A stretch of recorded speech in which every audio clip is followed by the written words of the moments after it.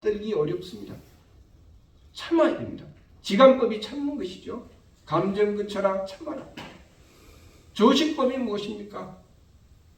내 머릿속에 생각난다고 내 마음대로 해버리는 것, 그것을 하지 말아라는 것입니다. 그런 문제들이 생기면 온갖 생각들을 다 내려놓고 한백음께 원도해야 됩니다. 원도에서 얻는 지혜하고 내가 그냥 혼자 궁리해서 얻는 생각은 다른 것입니다. 그래서 내가 먼저 원도하고 나서 지혜를 얻어야 되는 것이지, 문제를 만났다고 해서 내가 이번에 장사를 해야 되는데 이 문제를 어떻게 해야 되나, 그래 나가서 한번 시장 조사도 해보고 사업 타산도 한번 알아보고, 그렇게 안 한 사람이 누가 있습니까? 다 그렇게 해서 망하는 것입니다. 어떻게 해야 됩니까? 그 문제 갖다 놓고 원도해야 됩니다. 그리고 그 일 시작하기 전에 한백음께 정성 드려야 됩니다. 달라집니다. 내 자녀의 문제 갖다 놓고 원도하고 그 자녀를 위해서 정성 드리면 달라집니다. 그것을 경험해 보아야지 우리의 신앙이 자라는 것입니다. 우리의 믿음이 실질적으로 내가 경험을 해야 커지는 것이지, 내가 경험도 안 해보았는데 우리 대종교는 이렇게 훌륭한 종교고 옛날에 독립운동도 했고 우리 선조들은 대단하고, 나한테는 어떤 믿음이 있습니까? 내가 무엇으로 버팁니까?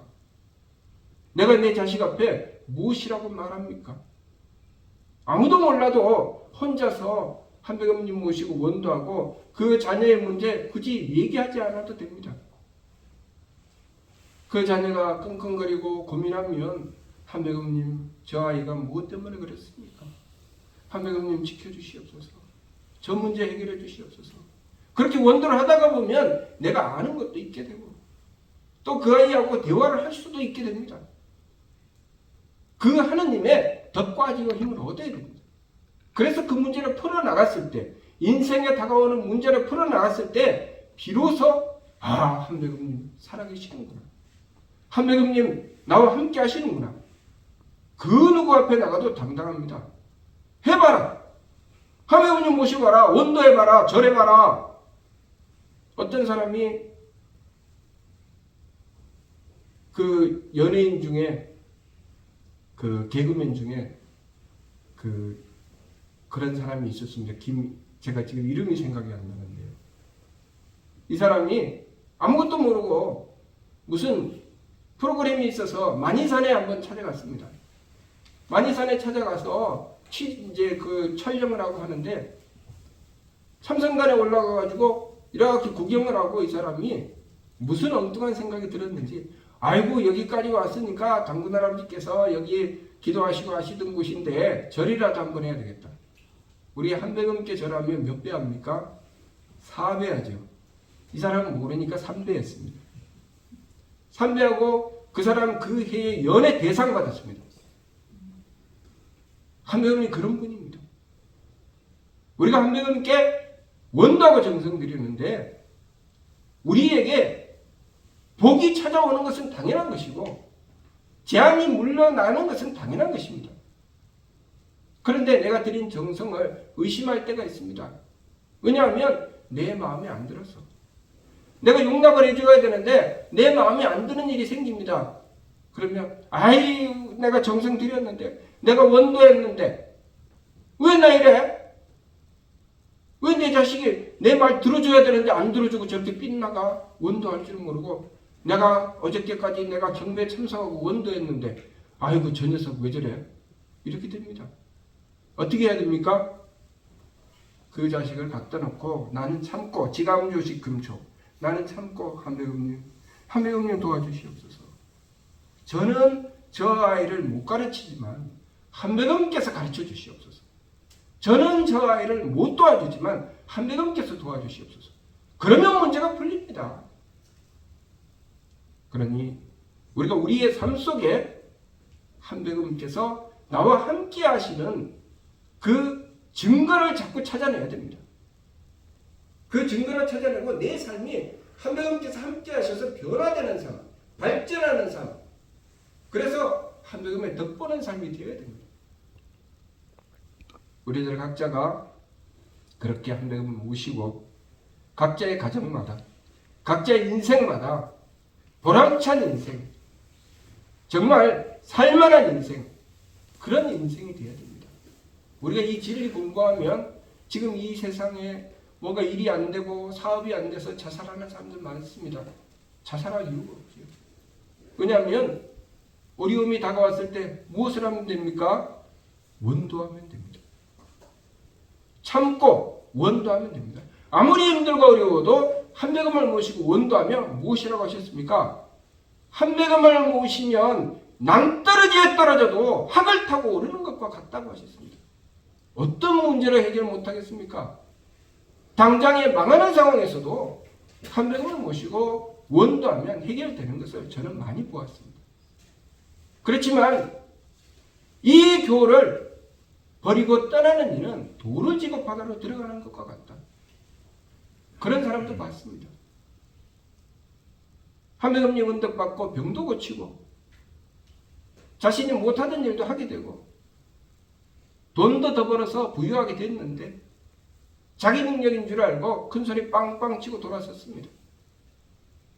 그 사람 점점 망해서 나중에는 차라리 내가 죽었으면 좋겠다. 그런 인생 살았습니다. 또 어떤 이는 그렇게 한배금님 모시지 않고 돌아섰다가 병들어 죽어서 본인이 병들어 죽으니 일이 되겠습니까? 가정이 내려앉고 완전히 풍비박살이 난 그런 경우도 있었습니다. 우리가 한배금을 모시면 그런 문제들을 다 해결할 수 있습니다. 그런데 한배금을 모시지 않고 돌아서는 길, 어리석은 길입니다. 무엇 때문에 돌아섭니까? 인생의 답을 찾았는데 우리 삼일신구에 분명히 나와 있습니다. 우리가 이 진리의 말씀을 받들고 공부하면 영득허락, 영원한 쾌락을 얻는다. 무슨 얘기입니까? 각 종교에서 얘기하는 영원한 생명입니다. 우리는 이미 영원한 생명의 열쇠를 쥐고 있습니다. 그렇기 때문에 우리가 이 교를 버릴 이유가 없습니다. 단지 내가 오해하고 착각하고 미처 깨닫지 못해서 버릴 생각을 하는 것입니다. 왜? 내 마음에 안 들어요. 내 뜻대로 안 돼요. 내 몸을 힘들게 만들잖아요. 그러니 한배금님 모시는 거 너무 힘들어서 못하겠어요. 난 그런 얘기도 들어본 적이 있습니다. 한배금님 모시는 거 너무 힘들잖아요. 다른 신을 모시는 건 쉬운데 한배금님 너무 힘들어요. 못하겠어요. 못해먹겠어요. 힘듭니다. 서울대학교 가는 거 힘드는 것처럼 한배금님 모시는 이 도가 가장 높기 때문에 가장 힘듭니다. 여러분 이 공부가 제일 어렵다는 것을 알아야 됩니다. 다른 어떤 종교 다 공부하고 거기서 다 섭렵하고 다 통달하고 와야 여기 와서 진리의 말씀이 무슨 뜻인지 조금 압니다. 그런데 여기 와서 삼일신구를 공부하고 그 말씀을 깨닫고 다른 종교의 말씀들 공부하면 이게 이런 뜻이네? 어렵지 않게 합니다. 서양 철학 어렵지 않게 합니다. 여러분들 직접 실천해보고 경험해 보십시오. 제가 거짓말을 하는지 이것이 참말인지 해보면 압니다. 그러니 우리가 한배금을 모시고 먼저 내 삶이 한배금의 은덕을 받는 삶이 되어야 되겠습니다. 수신제가 치국평천하라는 대항의 말씀이 있죠. 수신제가 치국평천하는 우리가 한배금을 모실 때 이루어지는 일입니다. 내가 한배금을 모시면 나 자신을 바로잡게 되고 내가 한배금을 모시면 우리 가정을 지키게 되고 내가 한배금을 모시면 이 나라 내가 한배금을 모시는 힘으로 지킵니다. 내가 한배금을 모시면 홍암대 형사님 무엇 하셨습니까? 온 천하를 구하셨습니다. 그렇게 천하를 구하게 되는 것입니다.